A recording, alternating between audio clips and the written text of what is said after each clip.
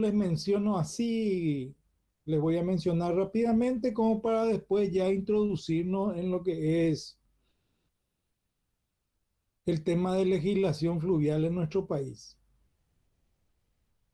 Estimo yo que todos me están escuchando bien y que todos están viendo lo que estoy presentando.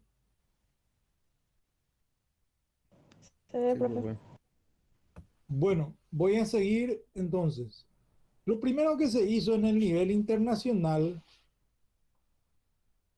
fíjense el año 1930, se definieron lo que eran aguas jurisdiccionales para un país y no jurisdiccionales.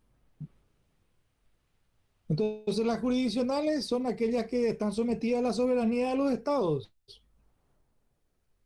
incluyendo las aguas interiores, dice. Aguas interiores para nuestros casos son los ríos, específicamente Paraguay y Paraná, y están definidos los límites. Y las aguas no jurisdiccionales sencillamente son aquellas que están fuera de la soberanía de los estados. Por ahí comenzó todo esto y si nos trasladamos en el tiempo a nivel regional, en el año 69, 1969, nuestro país firmó uno de los tratados, quizás uno de los más importantes para nuestro desarrollo. No olvidemos nosotros la clase pasada donde yo le hablaba y todos sabemos de nuestra condición de país mediterráneo, de manera que integrarnos a la economía de los otros países, los países vecinos regionales primero y después a los países asiáticos, europeos o a Norteamérica, para nosotros es sumamente importante. Dentro de ese marco, con esa idea, se firmó el Tratado de Cuenca del Plata, que nosotros no vamos a desmenuzar, solamente fíjense que se firmó en el año 69 y este tratado lo firmamos con Bolivia, Brasil, Argentina y Uruguay, buscando nosotros integrarnos, como dice acá, físicamente a la Cuenca del Plata, promoviendo el desarrollo de todas las áreas de influencia y especialmente para Bolivia y para nosotros, esto nos permite utilizar las vías fluviales eh, como medio para esa integración. Entonces, no más de esto les voy a decir, y dentro de ese tratado de la Cuenca del Plata, años después, en el año 91, o mejor dicho, en el año 88, se lleva a cabo el primer encuentro internacional para desarrollar la hidrovía Paraguay-Paraná. Lógicamente en el año 88 la carga no era la misma que tenemos ahora. Digamos, en aquel año se tomaba conocimiento recién de la importancia de ir desarrollando esta hidrovía para una carga que se veía venir 15 o 20 años después. En el año 91 se incorporó el programa Hidrovía Paraguay-Paraná dentro del Tratado de Cuenca del Plata.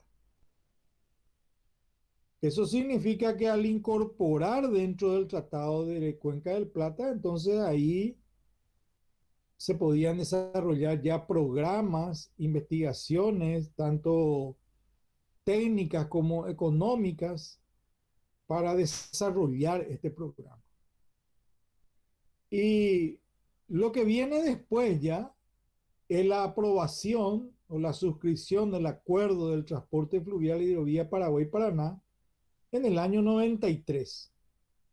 Previamente a eso, en el año 92, se creó uno de los organismos de este acuerdo, que es el Comité Intergubernamental de Hidrovía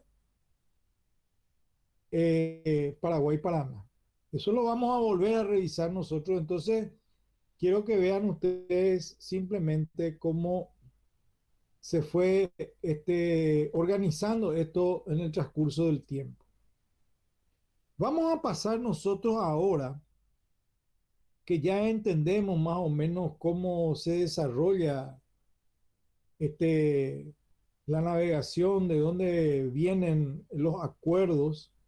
Vamos a tratar de entender un poco algo ya que nos corresponde a nosotros. Algo muy importante para ustedes es comprender bien esto que vamos a ver ahora. A medida que voy avanzando con las láminas, voy a ir mencionándole algunos aspectos que, digamos, de las leyes que aparecen aquí hoy día ya, digamos, tienen poca vigencia. Y les voy a ir explicando de manera que si tienen, bueno, ustedes pueden escuchar la grabación después otra vez, vuelvan a repasar la grabación para comprender un poco lo que está escrito aquí. Entonces, esto se trata de los entes públicos que rigen la navegación fluvial. En nuestro país, los entes que rigen la navegación fluvial son básicamente tres. Yo voy a comenzar por la de mayor jerarquía, que es el Ministerio de Obras Públicas y Comunicaciones. Luego está la Administración Nacional de Navegación y Puertos. Eh, Luego tenemos la Prefectura General Naval. Dentro del Ministerio de Obras Públicas y Comunicaciones se encuentra en el organigrama dentro del Viceministerio de Transporte la Dirección de la Marina Mercante. Entonces tenemos todos estos organismos que son los que de alguna manera van marcando a través de resoluciones o decretos cómo se va a desarrollar la navegación dentro de nuestro país. El Ministerio de Obras Públicas y Comunicaciones es, como su nombre lo indica, la parte de comunicaciones, en este caso, por eso que tiene un viceministerio de transporte, transporte terrestre y transporte fluvial, ¿verdad? Entonces, por eso que está involucrado en las actividades también que se relacionan al agua. La Prefectura General Naval es una dependencia del Ministerio de Defensa Nacional y se encuentra dentro del organigrama del Ministerio de Defensa Nacional en la Armada Nacional. La Administración Nacional de Navegación y Puertos es un ente autárquico, se le llama. Esto quiere decir un ente descentralizado, le llaman. Tiene propia personería jurídica. Eh, También tiene no toda la libertad para generar sus propios recursos, sí para nombrar funcionarios, etcétera. O sea, descentralizado quiere decir que no hay una dependencia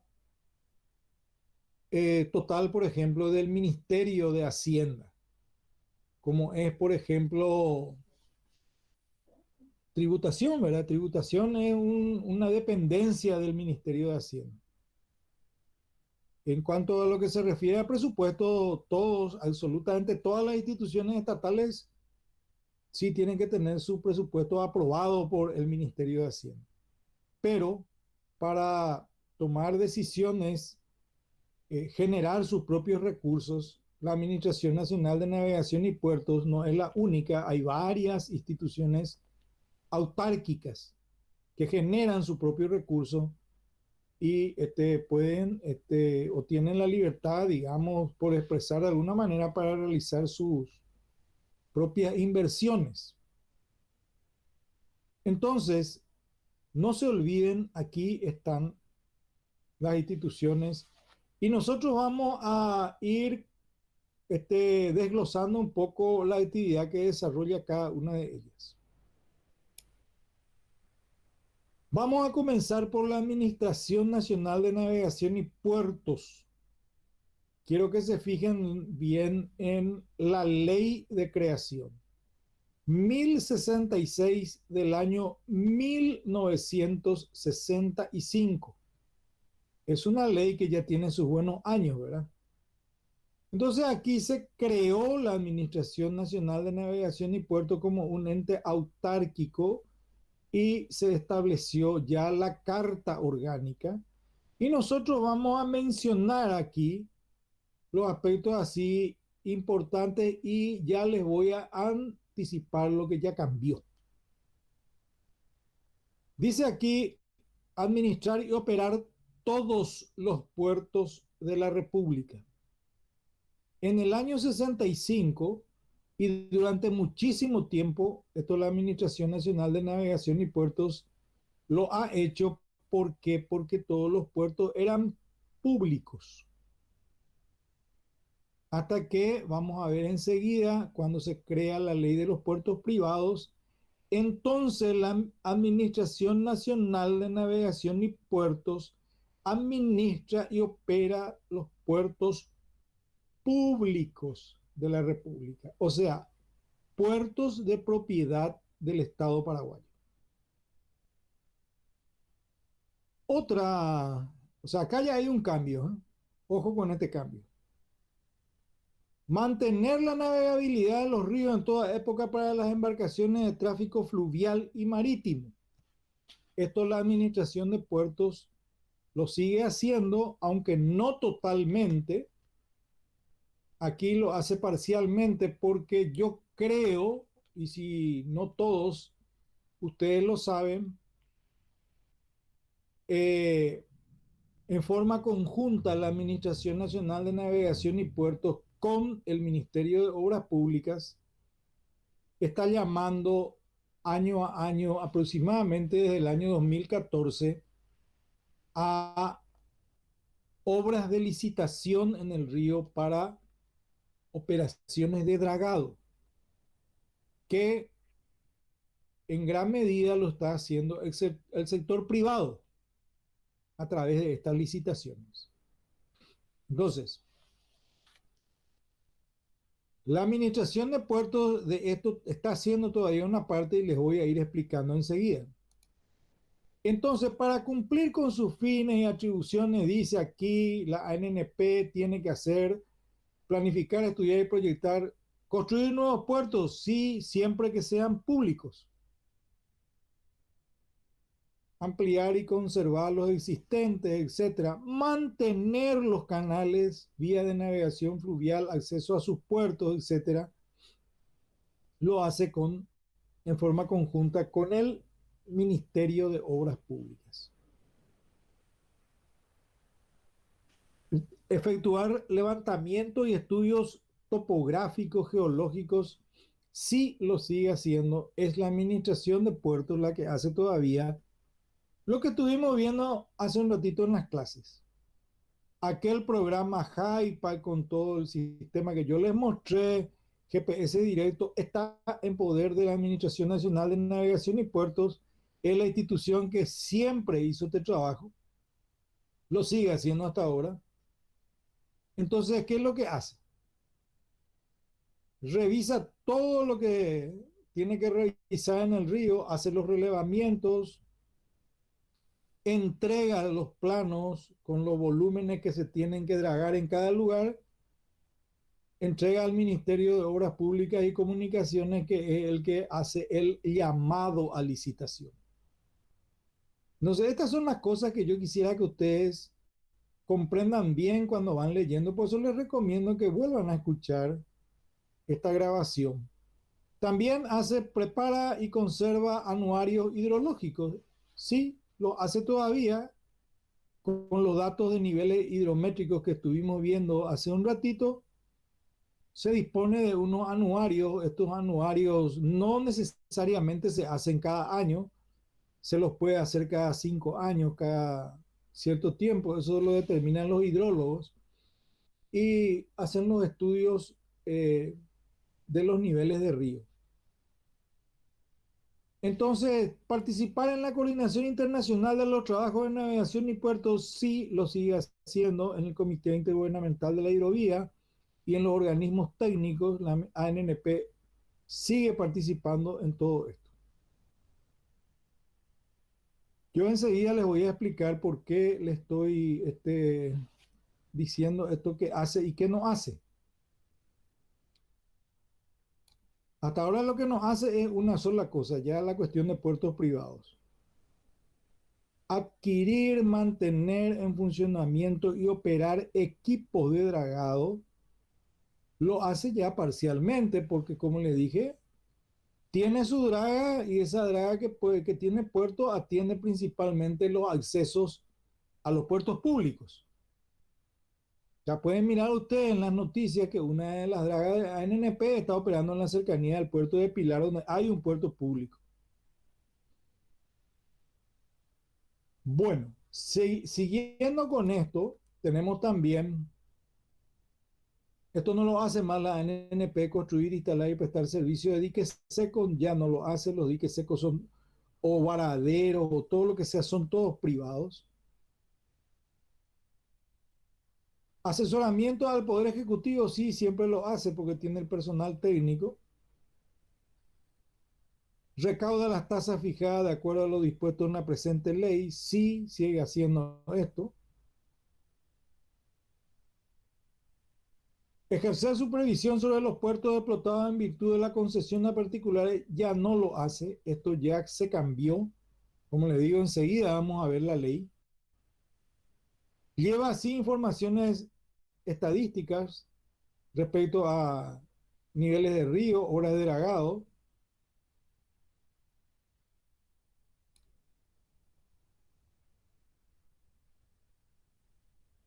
Bueno, ahora vamos a revisar un poco lo que es el Ministerio de Obras Públicas y Comunicaciones. Como le digo, el Ministerio de Obras Públicas y Comunicaciones, en el Viceministerio de Transporte se encuentra la Dirección de la Marina Mercante. Entonces, todo lo que sea transporte, comunicaciones, vía terrestre, fluvial, corresponde al Ministerio de Obras Públicas atender. Es por eso que está en la licitación de rutas y de obras de dragado. Acá están las reparticiones. Nosotros no nos vamos a detener mucho en esto, pero dentro de las reparticiones del ministerio están los entes descentralizados, no dependientes directamente del ministerio, pero sí vinculados al mismo. Entonces, la ANNP por eso se vincula con el ministerio como un ente descentralizado. Ya les expliqué lo que significa un ente descentralizado. Y dentro del viceministerio de transporte, antes estaba en otro viceministerio, creo que era administración y finanzas, se cambió eso, está la dirección de la Marina Mercante. Y vamos a analizar un poco lo que hace la dirección de la Marina Mercante, lo más importante respecto a la navegación.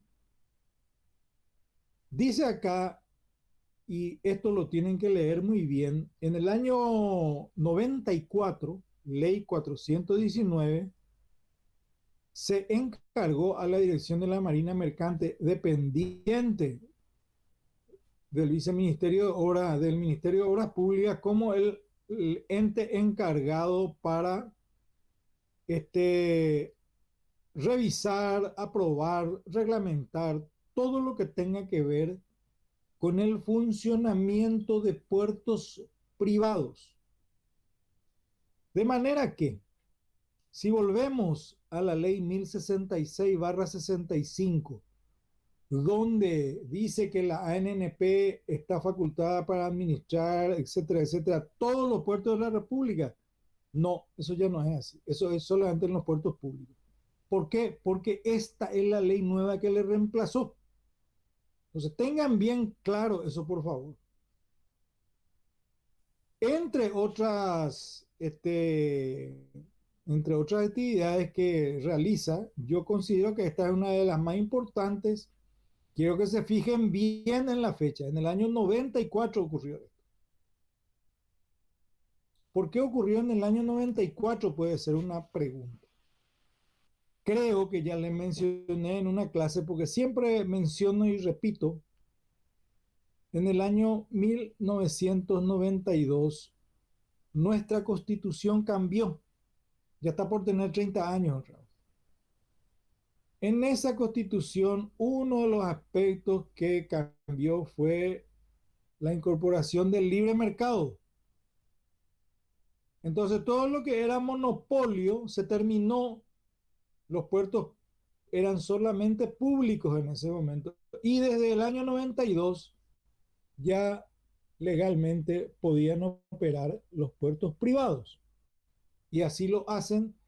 Y para eso después se quitó una ley que tardó otra vez 2 años para salir, el año 94. Y a partir del año 94 ustedes van a ver, si revisan una estadística de la Marina Mercante, en qué año se fueron habilitando todos los puertos privados. Que hoy creo que están en el orden de los 53 más o menos puertos privados habilitados. Bueno, entonces, ¿existen otras funciones que tiene la Marina Mercante? Sí, existen otras funciones que tiene la Marina Mercante.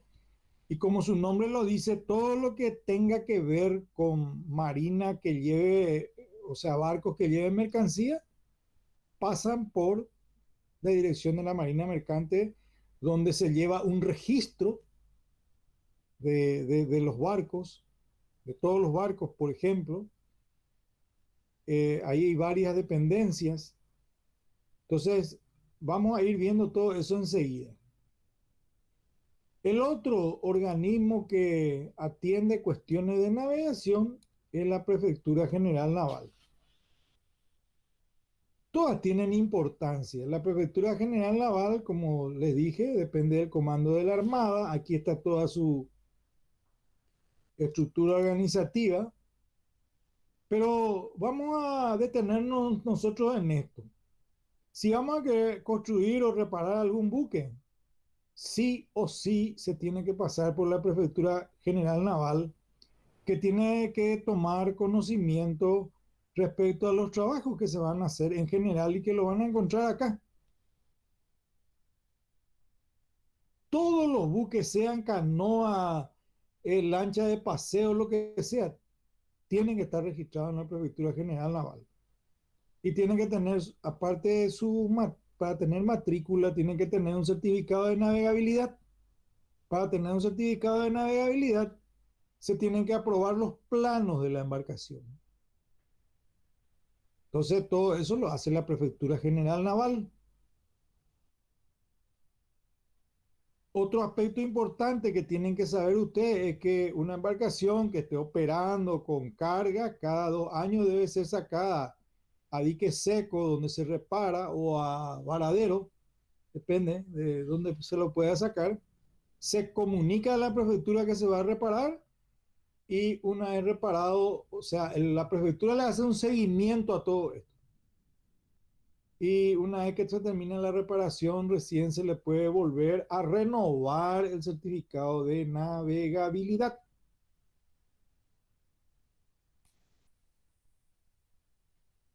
Entonces acá están distintos aspectos. Esto, por ejemplo, toda embarcación construida, reconstruida debe ser arqueada, va a decir, se debe conocer su capacidad de carga.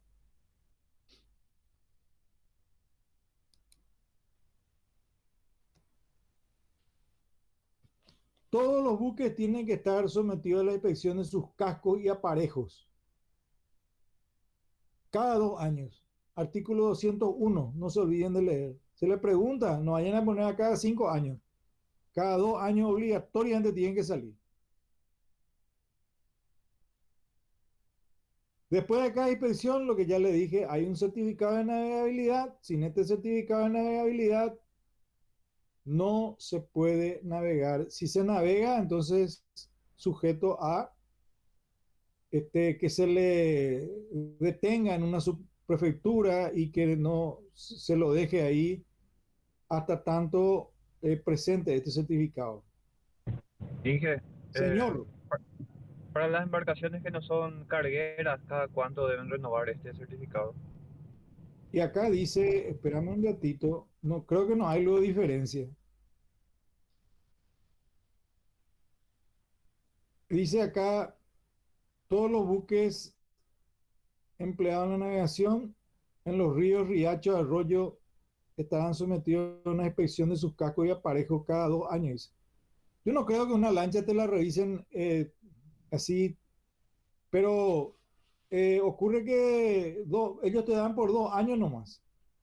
Entonces, claro, vos podés sacar, de hecho, sacar luego tu lancha cada vez que deja de pescar, ¿verdad? Y bueno, comunicar eso a la prefectura y te lo van a renovar, ¿verdad? No, no hace falta, pero todos tienen que tener ese certificado de navegabilidad. Eso es sí o sí, sea lancha de madera, lo que sea, Ah, eso vence cada 2 años, entonces. vence cada 2 años, Ok. así es. Entonces acá ya vimos nosotros, digamos, los aspectos más importantes, resumiendo, para no olvidarnos. Y vamos a ver más aspectos todavía enseguida. ANNP encargado del mantenimiento de la navegabilidad. Entonces, con el Ministerio de Obras Públicas, hace los planos de relevamiento hidrotopográfico, mantiene las redes de estaciones hidrométricas, la dirección de la Marina Mercante, principalmente atiende lo que es la registración de buques y habilitación de puertos privados. Y la Prefectura General Naval, no solamente lo que se refiere a buques. Ahora vamos a entrar a ver lo que se refiere a la gente que trabaja dentro de los buques. Entonces, si no hay preguntas, voy a comenzar a desarrollar esto.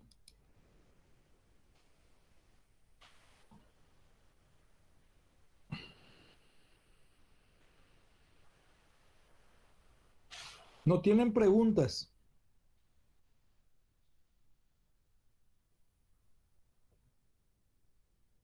Vamos a avanzar entonces, bueno, vamos a avanzar un poco en lo que son... Inge, yo tengo una pregunta. Sí, Eh, ¿En dónde se registran los nombres de las embarcaciones? en la prefectura sí o sí y también en la Marina Mercante, en Ah, ambas ya. instituciones. Siempre va a tener que tener registrado en ambas instituciones. Dependiendo de la actividad que realice, etcétera, etcétera. Toda la información, te conviene comenzar por la prefectura.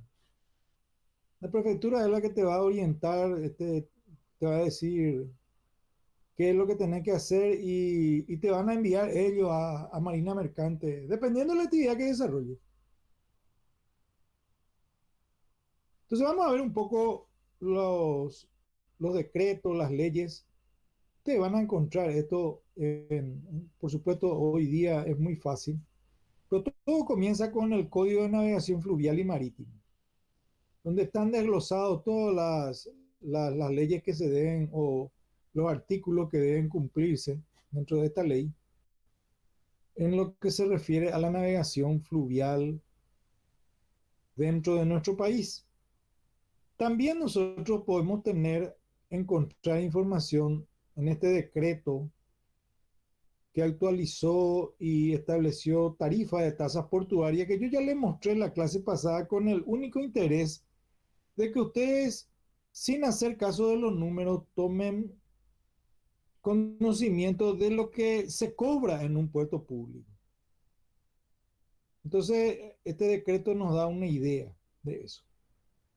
También tenemos la clasificación de embarcaciones para su inscripción en la Dirección General de los Registros Públicos y en la Dirección de la Marina Mercante. Acá está la respuesta que yo me olvidé de decirte. Las compañías que tienen un número así de embarcaciones ya registran en la Dirección General de Registros Públicos. O sea, así como registramos, El auto y eso. exactamente, también se lleva, porque tiene un título de propiedad, entonces tenés que pasar también por acá. No, muchos trámites tiene. Bueno, sigamos con esto. En cuanto al Código de Navegación Fluvial y Marítimo, yo le voy a aclarar algo respecto a este material, ¿verdad? Que es bastante extenso. Va a llegar un momento en que yo voy a pasar a una lámina cuando ya comienzan a repetirse las este, obligaciones que tiene cada personal que se embarca. Entonces, si hablamos de las obligaciones en lo que se refiere a las embarcaciones, aquí está la definición de lo que se considera embarcación a los efectos de esta ley. Cualquier construcción flotante, dice luego, por su capacidad interna y su estructura, es capaz de guardar, conducir o levantar o transportar personas o cosas. Así de sencillo. Pueden ser nacionales o extranjeras. En cuanto a su capacidad de movimiento, puede ser dotada de propulsión o no. De acuerdo a su importancia, se clasifican en buques de ultramar, que solamente puede que vean ustedes cuando hay niveles de río extraordinariamente grandes en nuestro país, de cabotaje mayor y de cabotaje menor. Lo que más vemos son las de cabotaje menor, y esta de cabotaje mayor serían ya las barcazas, que también llevan aproximadamente 1.500 toneladas cada uno. En cuanto a obligaciones, están obligados a usar el pabellón nacional, ser comandadas por capitanes o patrones de nacionalidad paraguaya, tiene que tener un número mínimo de personal de acuerdo a la capacidad de la embarcación, y aquellas extranjeras que van a efectuar servicios están sujetos a un permiso del Poder Ejecutivo. Entonces aquí vamos a detenernos un poco a ver esta cuestión de los capitanes o patrones de nacionalidad paraguaya. Esta es una categoría, es la máxima que se adquiere en la navegación. Esto es como un estudio universitario. Uno se comienza a estudiar aquí en la Armada Nacional, se los va preparando y van ascendiendo a medida que transcurre el tiempo. Uno puede comenzar de marinero y llegar a capitán o patrón, para lo cual, aparte de estudiar las cuestiones teóricas y de la navegación, tiene que tener los viajes que yo ya le había mencionado en una oportunidad. O sea, un capitán o un patrón, máxima categoría que se tiene, son personas realmente muy preparadas con conocimientos tanto teóricos como prácticos. Los prácticos se los adquiere en la navegación, haciendo navegación.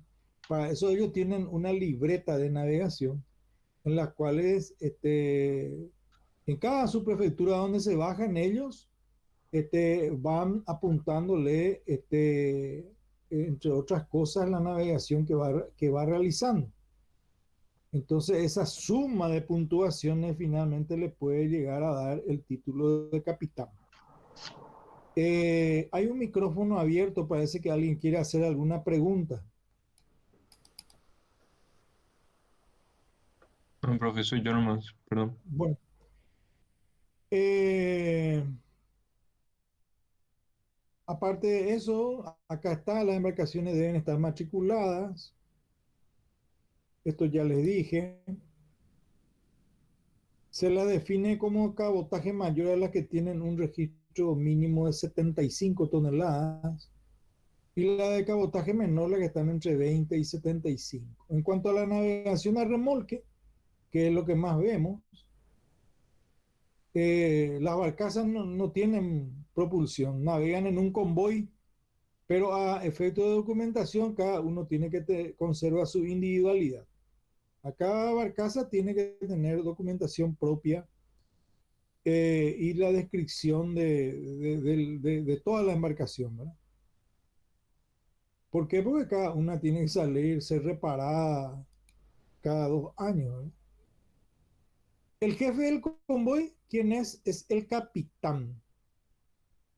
Y es el único que tiene la responsabilidad de todo. de todo. Le menciono esto porque mucha gente quiere confundir a veces. Muchas veces en una embarcación, y a mí me ha tocado vivir esto, el personal técnico sube a una embarcación con categoría, digamos, o sea, con título de ingeniero, y no porque seamos ingenieros llevamos la responsabilidad de la embarcación. A efectos legales es solamente el capitán del buque. De todo lo que ocurre, no solamente del personal, sino de la carga también. Puede trabajar en forma coordinada si es que en alguna embarcación así lo requiere con un patrón de embarcación. Existen patrones que trabajan con capitanes. Entonces el capitán es el que conduce y el patrón puede estar en conocimiento de la ruta de navegación. Eso sí puede ocurrir. En cuanto a las documentaciones se refieren a los itinerarios que haga la embarcación. Pueden ser de servicio exterior o dependiendo de las horas que naveguen de 8 o más horas. ¿Qué son armadores? Esta pregunta ustedes ya habrán, o sea, este término ya habrán escuchado muchas veces en las noticias. Las personas que pueden ser naturales o jurídicas que exploten con fines comerciales una o más embarcaciones. Pueden ser nacionales, compatriotas nuestros, extranjeros, eso no hay problema, pero se los considera como armadores y siempre le damos en las noticias porque son las personas que se relacionan con los dueños de la carga, los que cargan trigo, soja, por ejemplo, contratan los servicios de los armadores que son los dueños de las embarcaciones. Entonces hay una inscripción para armadores también. ¿Dónde se realiza la inscripción? En la Prefectura General Naval, donde debe fijar su domicilio en el territorio nacional y tiene que presentar estos documentos que están acá. El título de propiedad de la embarcación, el certificado de navegabilidad de la embarcación, el documento de sanidad que solamente se acepta el expedido por la sanidad de la Armada. Aparte de los documentos personales, ¿verdad? Aquí tenemos las obligaciones, cito dos, mantener en buen estado las embarcaciones y dotar a las embarcaciones de comodidades necesarias para los pasajeros. No escuché yo hasta ahora que haya un mal relacionamiento entre armadores y sus empleados, ya que, digamos, es una de las flotas mejor organizadas, la paraguaya, donde se gana muy bien también, ¿verdad? En Inge, cuanto, entonces el capitán viene a ser un empleado del armador. no necesariamente, él tiene su título de capitán, ¿verdad? Y vos, por ejemplo, sos un armador y podés contratar mis servicios, por ejemplo, para hacer una travesía desde el río Apa hasta aquí, hasta la confluencia de los ríos Paraguay y Paraná, donde yo estoy habilitado como capitán. Entonces vos me contratás por ese viaje nomás, por ejemplo. Ahora, hay capitanes que este, mantienen un relacionamiento un poco más prolongado con los armadores, puede ser de 1 o 2 años, depende ya del salario. Yo suelo hablar con alguno de ellos y trabajan así, como decir, como empleados también, pero pueden ser contratados así para determinado viaje nomás también. No sé si respondí tu pregunta o entendí mal. Sí, respondiste, Inge. Gracias. Bueno, en cuanto a la dotación de una embarcación, el personal acá dice contratado, puede ser permanente también. Para tripular la embarcación, entonces lo que tenemos que tener siempre es que tiene que haber personal de cubierta. Estos son los que, marineros, por ejemplo. Estos trabajan para amarrar y desamarrar embarcaciones. Nunca el personal de máquina tiene que hacer eso. El personal de máquina atiende las máquinas. El personal de servicios auxiliares, el personal de maestranza, el cocinero que se encarga de las adquisiciones para preparar todo lo que tenga que ver con la alimentación, por ejemplo, o tenga que ver con la documentación de la embarcación también. Entonces, hay distintas categorías. Veremos un poco aquí que el mínimo de la dotación del personal superior como subalterno depende de la clase e importancia de la embarcación. ¿Mm? De acuerdo a la embarcación, le van a exigir, a veces le pueden exigir, dependiendo de los HP de motor, por ejemplo, o de la travesía que van a realizar, le pueden exigir uno o dos maquinistas para que vayan rotando si es que hacen una navegación continua, por ejemplo. En cuanto a los capitanes, esto es lo único que le voy a leer, porque después se repite, pero para ejercer su profesión ellos tienen que tener ser un ciudadano paraguayo. Acá me voy a detener un poco a explicarle algo. Ocurre que nosotros los paraguayos nos preparamos para nuestra zona, por ejemplo. Nuestra zona puede ser el río Apa, la confluencia de los ríos Paraguay y Paraná. Entonces, dentro de eso otra vez, ustedes van a encontrar de que hay gente que hace el tramo norte, nomás le dicen. Hay capitanes que hacen Asunción, Río Apa nomás. Y hay capitanes que hacen Asunción hasta confluencia con el Paraná. Como así también existen capitanes que hacen de los dos tramos. Depende de cómo esté su título habilitante, ¿verdad? Ya tienen que tener 25 años o más. Acá está la ley de servicio militar obligatorio y el certificado médico de la Armada. Este certificado médico es sumamente importante. ¿Y por qué lo hace la Armada y por qué lo revisa la Armada? Porque el personal embarcado se separa, digamos, de los centros de atención, digamos, directa, ¿verdad? A veces hacen una navegación muy larga. Entonces es importante que tengan siempre a todos, para todo eso es un buen estado de salud. Y si tiene algún inconveniente de salud, entonces ya está asentado en su libreta de navegación. Lo mismo ocurre para los patrones, por eso no les repito esto aquí, voy a pasar ya. Van a tener aquí las láminas, van a ser para patrones, etcétera, etcétera, hasta llegar a la categoría de marineros. Vamos a revisar ahora otro aspecto que no tenga que ver con las documentaciones o con algo interno del buque que no nos importa mucho en este momento. Sí, vamos a ver un poquito esto que les había mencionado ya y que les vuelvo a repetir para los que no pudieron escuchar la clase anterior. Acá, por ejemplo, hay un decreto donde se actualiza y establecen tarifas de tasas portuarias aplicada por la ANNP en caso de que uno utilice sus servicios. En los puertos privados no necesariamente se van a aplicar estas tarifas. Entonces veremos un poco dos o tres aspectos de este decreto. Les dije yo la otra vez lo que significaba andana.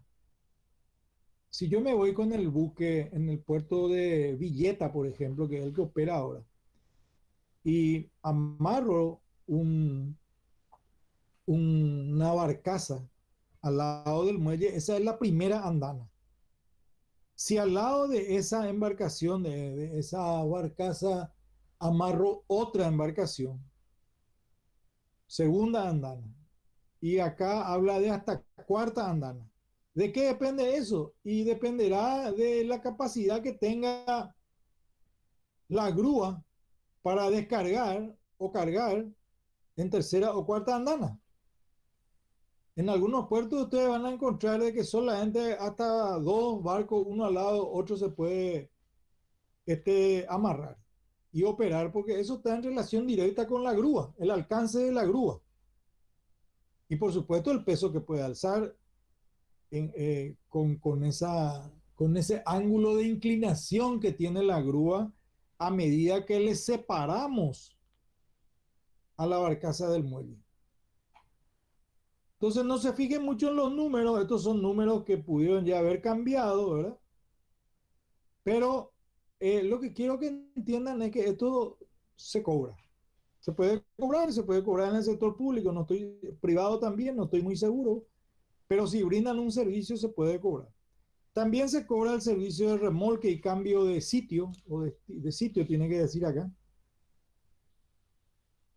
Entonces, el remolque se hace solamente en caso de que el dueño del puerto público o privado decida de que con su remolcador se tengan que acercar las embarcaciones al muelle por motivo de seguridad. Porque, ¿qué ocurre? Ocurre muchas veces que los que van a amarrar una embarcación o no lo hacen con cuidado o algún problema tienen y embisten el muelle y produce daño a la estructura del muelle, a pesar de que este muelle tiene defensas. Mínimo se le hace daño a las defensas. Entonces, yo esto he visto en puertos privados, por eso le aseguro, hay puertos privados que tienen su propio remolcador y solamente permite que su remolcador acerque embarcaciones a su muelle. Entonces, y por eso se cobra. Entonces, ¿y cómo se cobra? Bueno, y aquí hay una manera de cobrar por tonelada de registro neto. Hasta 500, hasta 2000 toneladas de registro neto, acá hay algunas tarifas. Si se pasa el horario normal, dice que se tiene un recargo de un 50%. Bueno, vamos a ver otro aspecto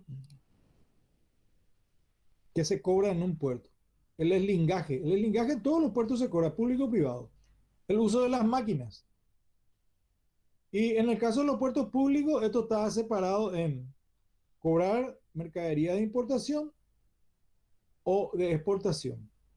Como la mercadería de importación tienen un mayor valor que la exportación, y la exportación siempre son mercaderías que generan ingresos a nuestro país. Supongo que por eso siempre se los cobra un poco menos. Aquí la mitad luego. También se cobra por mercadería de vueltas.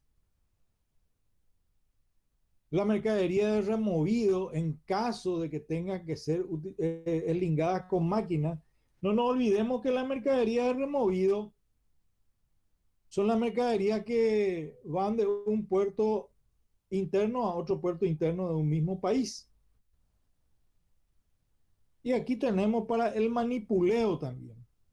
Anteriormente las mercaderías tenían un manipuleo importante por parte del personal. Pero, por ejemplo, si vamos a hablar de contenedores, casi ya no hay manipuleo. El manipuleo implica que existe un personal que va a manipular eso. Anteriormente se traía mercadería en cajas, por ejemplo, y eso sí se tenía que acomodar de alguna manera dentro o sobre las grúas, montacargas, sobre muelle. Entonces ahí había un manipuleo. No sé si se contrata servicio de personal. Hay una pregunta para eso.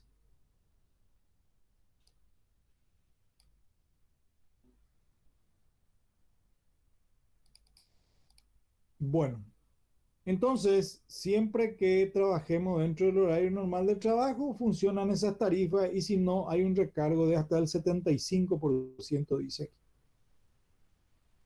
Otro servicio portuario que vamos a encontrar en todos los puertos es el almacenaje de las mercaderías. Y el almacenaje de la mercadería se cobra por periodos. Estoy hablando siempre de los puertos públicos, ¿eh? Primero, segundo y tercer periodo. Primer periodo, los primeros 10 días hábiles. ¿Por qué se habla de periodos?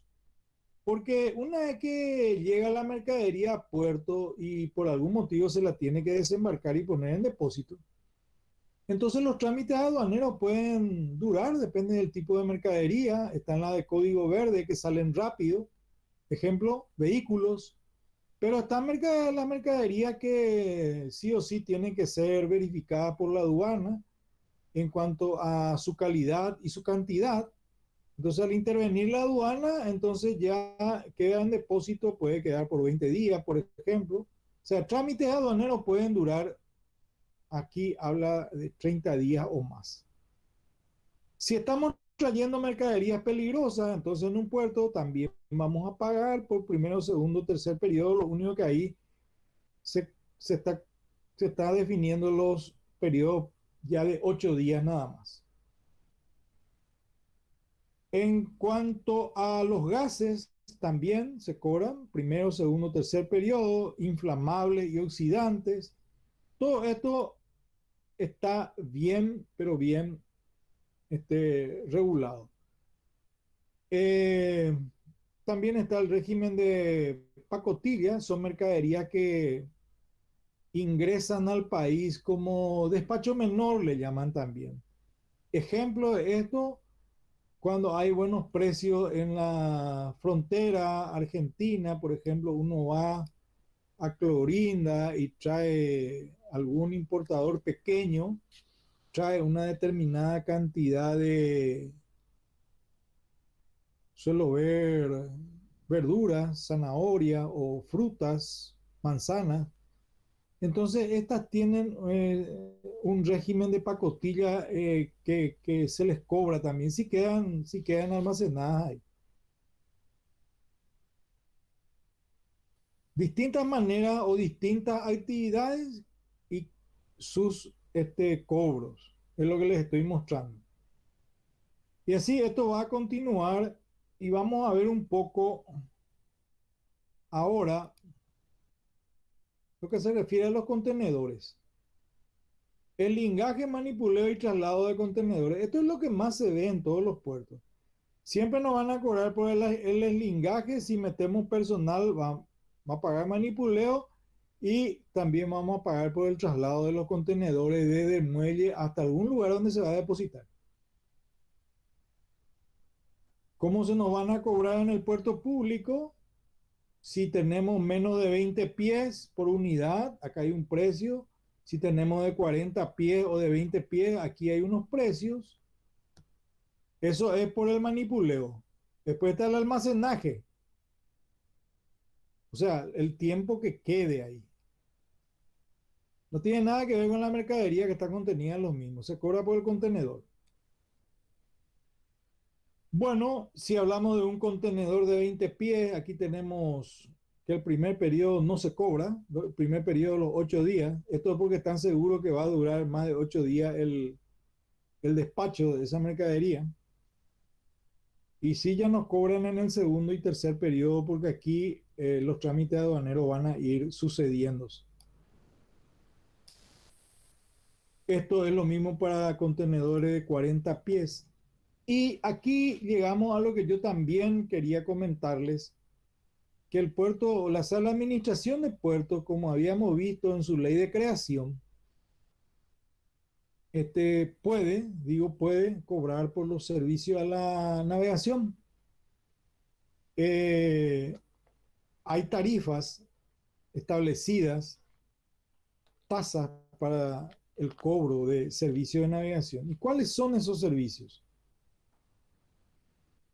Balizamiento, algo que todavía nosotros no vimos. Balizamiento, o sea, colocar las señales en el río.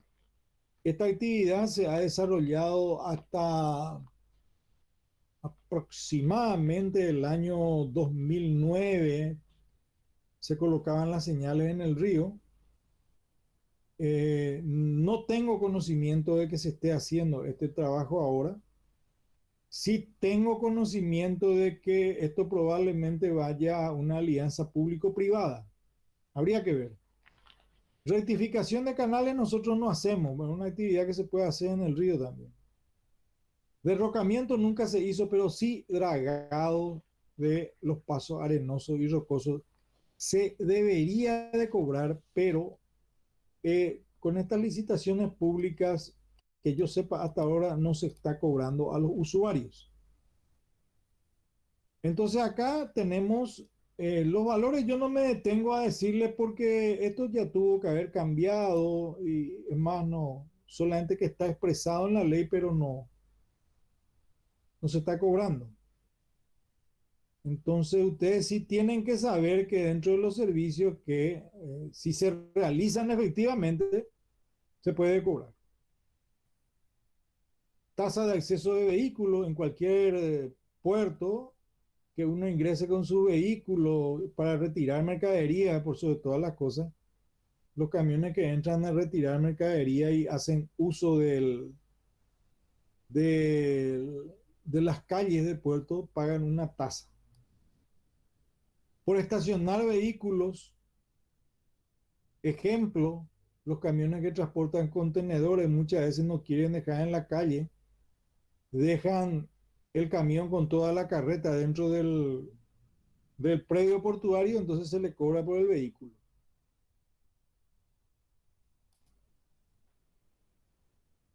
Y así vamos avanzando. Vamos a ver ahora, quiero detenerme ya en algo más. Estos son todos los servicios públicos, por ejemplo. Todos los puertos prácticamente proveen agua, electricidad. Telecomunicaciones ya no hoy día tanto porque el celular reemplazó a este tema. Pero es normal ver en un puerto que una embarcación está cargando carne que viene en contenedores ya refrigerados. Entonces el puerto le pone ahí, mientras se está manipulando, le pone toma de energía eléctrica y después al ir a la embarcación tiene otra vez su toma de energía eléctrica. Entonces el puerto te cobra por este servicio de electricidad y de agua que se utilice para el barco. En las zonas francas, eh, hay que entender bien esto. Las zonas francas son zonas donde no se pagan tributos aduaneros, pero servicios portuarios sí. Sí es que se producen los servicios portuarios. Por ejemplo, llevo una mercadería que voy a exportar, y lo llevo hasta el puerto franco de Buenos Aires en un camión, que está en un contenedor. En el puerto de Buenos Aires me van a cobrar por el servicio portuario del eslingaje, de manipuleo y todos los servicios que me presten. Lo que no voy a pagar es servicio aduanero, perdón, tributo aduanero. Impuesto del país no voy a pagar. Por ese concepto de zonas francas. Las zonas francas están definidas como zona libre de el pago de tributos aduaneros. Y aquí tenemos una lista nosotros de los puertos, donde tenemos Puerto Franco, Montevideo, Nueva Palmira, en Uruguay, Buenos Aires, Rosario, Argentina, Paranaguá, Santos, Río Grande do Sul, Montevideo. Todo esto nos han dado estos países para poder nosotros de alguna manera ser más competitivos con nuestros precios, ¿verdad? Esto nos permite a nosotros entrar en los mercados con mejores precios, ya que somos países mediterráneos. Todo esto se ha negociado dentro de lo que se conoce como Tratado de la Cuenca del Plata. No así los servicios portuarios es otra cosa, se tiene que pagar. Bueno, seguimos avanzando. Acá también tenemos para contenedores y están las excepciones. ¿Quiénes son los que no pagan? Instituciones públicas por lo general no pagan. Quiero llegar a mostrarles algo más referente a la ANNP y a la Marina Mercante. Esto no, esto tampoco. Vamos a ver algunas leyes más que hacen a la navegación fluvial. Esta ya la conocemos, ya les mencioné, ya les dije lo que 1066/65. Esta es una ley sumamente importante porque había muchos inconvenientes así por la navegación. No debería de ocurrir esto, pero en el año, no me acuerdo exactamente de cuándo es la ley, se aprobó por notas reversales el reconocimiento de los canales de los ríos Paraguay y Paraná para la navegación común de ambos estados.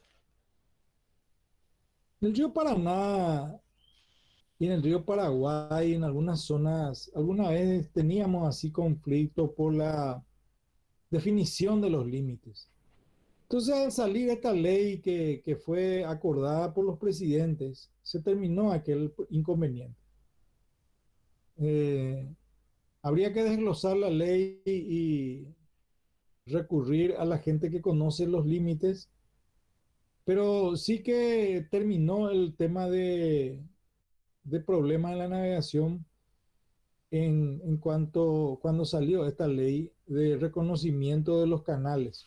O sea, en pocas palabras, lo que nos dice es que tanto argentinos como paraguayos podemos navegar libremente sin ningún tipo de inconveniente. De hecho, eso está escrito en el Acuerdo de Hidrovía Paraguay-Paraná. También tenemos otra legislación importante que estableció el régimen de zonas francas.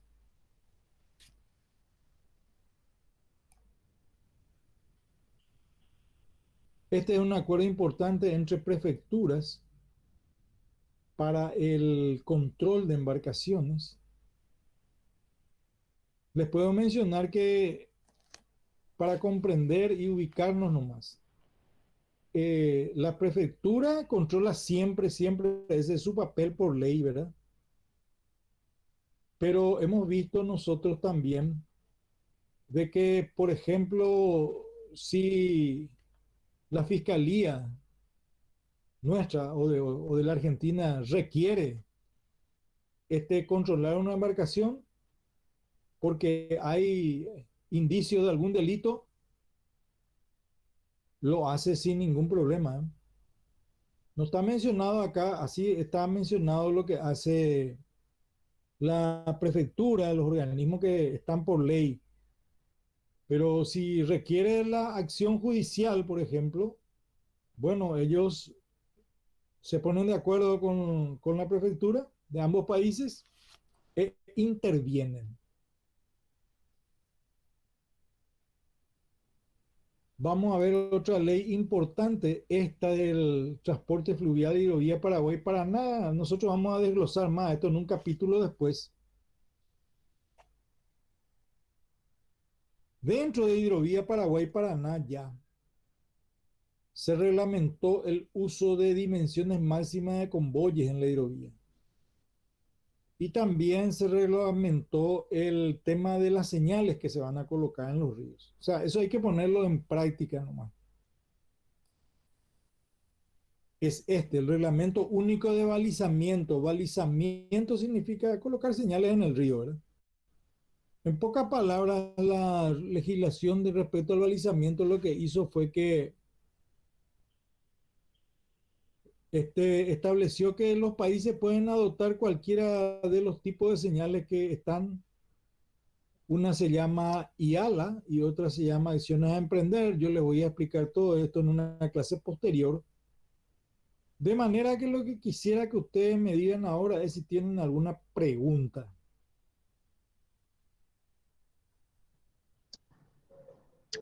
De mi parte no hay preguntas. Quiero Me parece un mencionar, poco. bueno, ahora si no hay preguntas le voy a mencionar esto para ver cómo se desenvuelve el tema de dragado dentro de nuestro país actualmente. Para eso le preparé este material que es un decreto del año 2013, pero esto se viene repitiendo, ¿verdad? En el cual se autoriza al MOPC y a la NNP a realizar el dragado del río Paraguay. Y esto no es muy difícil, ¿por qué? Porque son ambas las instituciones encargadas de realizar el trabajo. O sea, de coordinar y hacer el trabajo. El Estado tiene que atender este tema. Entonces, eh, cada uno hace lo suyo. La administración de puertos hace lo que dice aquí, hacer los planos, está eso por acá, realizar todos los estudios, realizar los estudios y presentarlos al Ministerio de Obras Públicas. Y el Ministerio de Obras Públicas es el que de alguna manera con esta resolución este, lleva adelante las obras de dragado del río Paraguay. Y en forma conjunta controlan, ¿eh? Eso es lo que también es importante de mencionar. O sea que es una actividad interinstitucional. Esto ya les mencioné, las tarifas. De manera que si ustedes no tienen ya preguntas en cuanto a legislación fluvial, eh, yo voy a dejar la clase acá. No se vayan a olvidar, por favor, de repasar bien el rol de cada institución y este, conocer cómo se involucran entre ellas, qué es lo que controla Marina Mercante, Prefectura, etcétera. Eso van a encontrar bien en los materiales. Van a poder acrecentar sus conocimientos ahí. Si no tienen preguntas, voy a dejar la clase acá.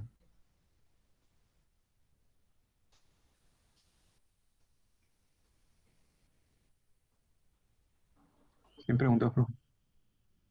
Bueno, buen fin de semana, que le vaya bien, hasta luego.